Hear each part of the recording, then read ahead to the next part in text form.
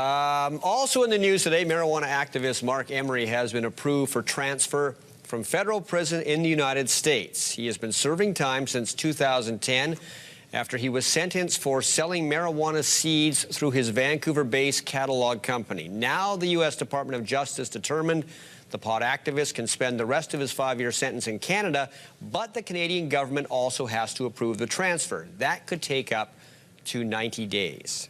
For more on Marc Emery's situation and the battle to legalize pot in this country, we are joined by someone who knows him very well, Jodie Emery, his wife, and also the publisher of Cannabis Culture magazine.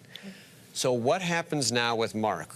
Now someone in Canada has to say, okay, you can come home to one of our jails. Well, since May this year, the public safety minister has had Marc's application on his desk, awaiting the U.S. decision. But, of course, Monday, the public safety minister, Vic Taves, resigned, and we don't have a minister in charge of public safety at this time.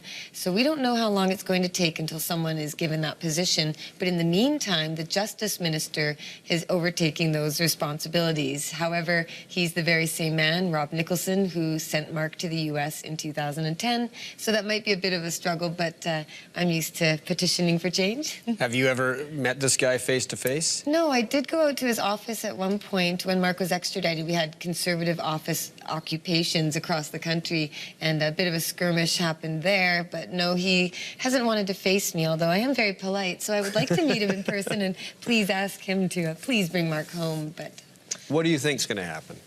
I think they should allow Marc to come home, but even if they don't, Marc's early release date for good behavior is July 9th next year. So we're under a year already, and if the U.S. kicks him out then, Canada has no oversight. And if they bring him home now, they'll be able to have their hands on him for at least a little while and to have a record here. So either way, we just want him home, but sooner would be better. Now, you told me an interesting story. The person who prosecuted him in the U.S. is now changed sides, basically. A number of years ago, actually, John McKay, the former district attorney for Western Washington, he decided to say that the drug war is a failure. He decided to say legalization. You just figured that out? He said that his experience on the front line showed that he's not in favor of pot, and he doesn't like gangs, but clearly these policies aren't working. So I was asked to come speak at the Washington State Legislature with him and testify on behalf of legalization. And then he came up here, and then he joined on with Initiative 502 to legalize pot in Washington State and said that Marc and I could be endorsers on that list with him. So he's made the change happen that Marc was fighting for. And for us, that's better than any sort of apology. It's really action that we needed to see. How many people, when Marc was sent to prison in the U.S., how many people who are influential reached out to him? Well, we had a lot of people, especially in terms of political office. I gathered up 30 different elected representatives from mayors to senators through in the country. U.S. Yes. No, in Canada, actually, on this end. In the U.S., you know, there were a lot of people familiar with him, and he certainly gave huge amounts of money, millions of dollars, to the drug policy groups that have been changing laws throughout the U.S. But it's not as big of an issue down there with Marc's case as it is for Canadians, because he never even set foot in the U.S. He did everything in Canada the whole time. So for Canadians, I think we felt very violated that a foreign country could take a citizen into their country. He should have been charged here if he needed to be charged anywhere. Now, when he does get out, and it will be next year, unless if they do bring him back to Canada, he could get out earlier. Oh, right before Christmas at the earliest, and that'd be such a treat.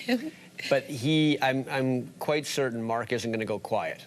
Oh, well, we don't know. I mean, he needs some downtime. This man has been working and devoting his life to sacrificing towards freedom of all kinds in Canada for so long, and I think he's earned himself a bit of a vacation. We'd really like to travel throughout British Columbia and see a lot of the environmental issues and talk to different groups about different topics, but we're certainly not going to give up on the fight for legalizing pot and ending prohibition. The harm that's being caused to families and taxpayers and the country as a whole is just too great, and we won't stop speaking out.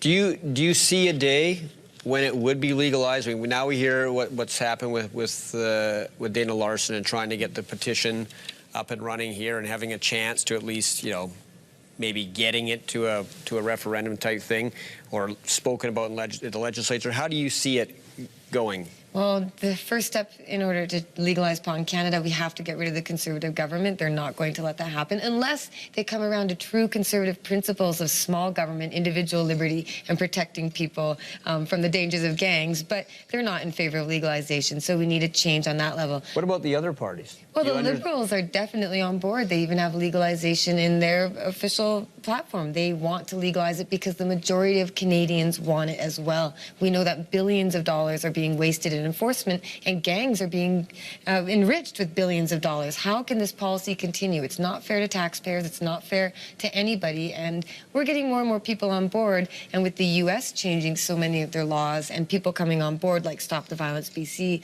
it's not a pro-pot argument anymore. It's not a bunch of stoners wanting to get high. It's people saying, for the sake of our children, for the sake of the taxpayers' dollars, which are in such scarce supply as it is, we need to end prohibition. We need to legalize pot, tax it, regulate it, keep us safe. And I think that change is coming, but not with Harper around. Okay. Jodie Emery, thank you very much. Thanks for having me. Jodie Emery joined us in the studio, and still ahead on Top Story, the fight against downtown East Side gentrification. All right.